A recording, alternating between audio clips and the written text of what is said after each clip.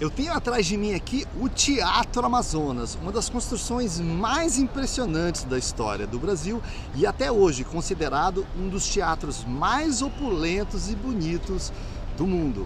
Ele foi concluído em 1896, tem mais de 120 anos, e ele marca o auge do ciclo da borracha que aconteceu aqui no Brasil, sobretudo aqui na Amazônia e nas capitais de Manaus e de Belém. Esse ciclo da borracha foi um ciclo relativamente curto, ele durou pouco mais de 30 anos, um pouquinho antes de 1880 até um pouquinho depois de 1910. E ele se beneficiou da chamada Revolução Industrial, que aconteceu na Inglaterra, e com ela emergiu a indústria automobilística, que precisava de autopeças, precisava de borracha também para os pneus. E Manaus, o Amazonas, a Amazônia como um todo, era o maior produtor mundial de látex, né, que é a matéria-prima da borracha. E isso propiciou que essas duas cidades, Manaus e Belém, explodissem, fossem super ricas. Elas foram uma das primeiras capitais brasileiras a ter energia elétrica, ela tinha teatros, ela atraiu uma grande quantidade de pessoas vindas de todas as partes da Europa, engenheiros, artistas, empresários, de olho, né, em todo esse dinheiro, em toda essa opulência que girava ao redor da borracha. Por que esse ciclo de riqueza e de opulência que o Brasil experimentou, ele durou apenas 30 anos? E por que o que se seguiu a isso, quando a gente analisa apenas esse segmento da borracha, foi um certo período de ostracismo e decadência?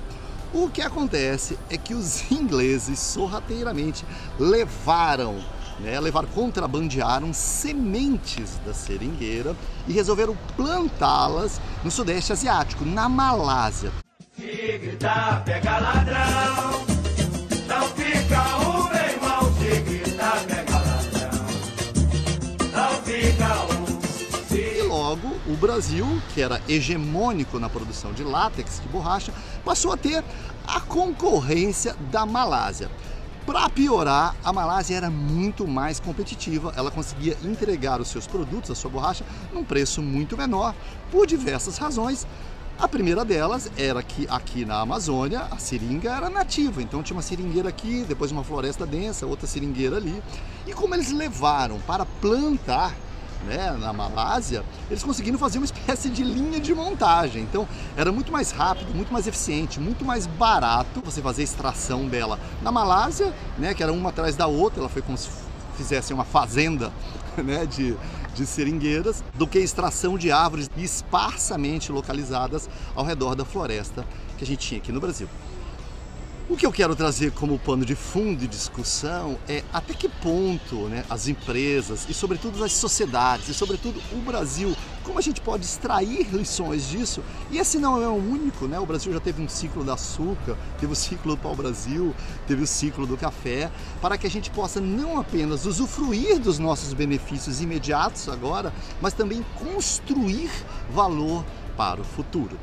Se a gente for analisar, existe um paralelo com a borracha, que é o petróleo, né? A gente sabe que o petróleo é uma grande fonte de riqueza, mas o petróleo tem data para acabar, né? Porque existe uma preocupação ecológica, então cada vez mais se discute a não utilização de combustíveis fósseis que poluem a natureza, e é por isso que tem se investido em carros elétricos, em outras formas alternativas. Então, os países produtores de petróleo sabem, ou deveriam saber, que isso não vai durar para sempre. Essa riqueza do petróleo não vai durar para sempre.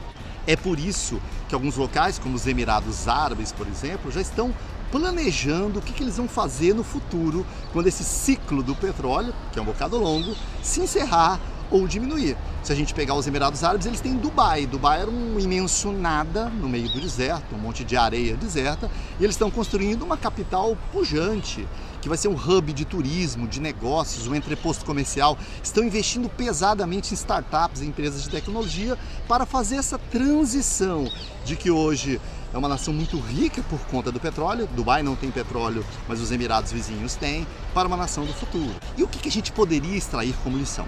O primeiro lugar é que a gente não pode ficar sentado sobre os louros do hoje, sem usar um pouco da nossa energia como indivíduo, como profissional, como nação, como empresa, para planejar o futuro, né? A gente tem no Brasil, por exemplo, talvez a gente tenha um ciclo muito próspero, bem sucedido e eficiente, que é o agronegócio, né? O agronegócio, a pecuária, né? As plantações, a indústria da soja, todas essas são muito bem sucedidas. O agronegócio brasileiro bateu um recorde histórico de exportação. Mas o que o futuro aponta, por exemplo? Aponta que pode ser que a gente tenha, por exemplo, carne, ou carne de planta, né? Plant-based, ou carne de laboratório. Para o preparo desses pratos, nenhum animal teve que morrer. A carne cresceu numa solução de nutrientes. A ideia de produzir tecidos em um tubo de ensaio, ou seja, in vitro, vem da medicina. As expectativas são grandes. Carne a partir de uma célula poderia alimentar milhões sem abater nenhum animal. Ou seja, se no futuro a gente conseguir fazer com que a carne de laboratório, aquela criada a partir de células animais, mas não em pastos, ou seja, aquela na qual você não vai ter o abate de animais e com isso você vai resolver um problema que muitas pessoas se preocupam com a forma como esses animais são confinados, tratados e abatidos, né? Você passa a ter uma outra indústria, que é a indústria de carne feita em laboratório. Embora isso pareça um pouco ousado para a gente, isso pode acontecer um dia. E se isso acontecer, isso tem um impacto direto no Brasil. Primeiro porque a pecuária ela toma uma nova dimensão, ou seja, o diferencial passa a não ser mais grandes áreas de terra e de pasto, no qual a gente é competitivo, mas para quem tem tecnologia. É igual no ciclo da borracha, né? O Brasil se deu mal, a Amazônia se deu mal, mas a Ford não se deu mal, a GM não se deu mal, porque ela tinha a inteligência do negócio, o business era dela, bastava ela comprar borracha de outro fornecedor. E se isso acontecer, se a gente tiver no futuro uma indústria de carne? Hoje, quem a gente vê que está mais desenvolvido nisso, por exemplo, são startups israelenses, né, que estão estudando, eles são muito inteligentes, estão estudando como fazer carne em laboratório. Na Ásia, por exemplo, já tem alguns países que liberaram o uso em restaurantes de carne de laboratório, ou seja, eles já estão meio que largando na frente.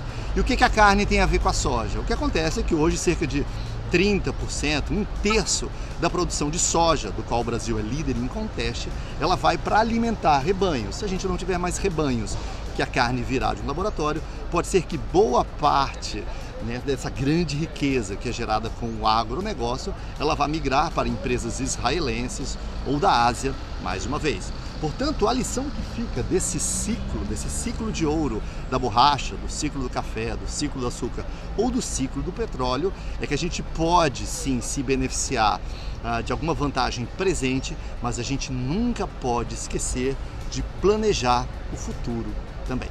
Tá legal? E você, o que você acha desse assunto todo? Você acha que um dia a carne de laboratório poderá ser o padrão? Ela ainda é muito cara, mas a tendência é que no longo prazo, ou pelo menos no médio prazo, ela se torne mais acessível também. A proposta vem da BRF, uma das maiores empresas do setor de alimentos do mundo, em parceria com a startup israelense Aleph Farm, que já desenvolveu a tecnologia necessária em outros países. Nós não temos dúvida que este produto será extremamente competitivo, sustentável para atender toda a demanda e a demanda que virá no futuro próximo.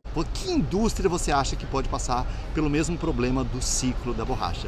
Deixe aqui seu comentário e não deixe de se inscrever no nosso canal. Espero que você tenha gostado desse vídeo e um abração dessa cidade maravilhosa que eu amo de paixão, que se chama Manaus. Tchau! E taca a borracha aí, assina, dá o like, faz o que você precisar fazer.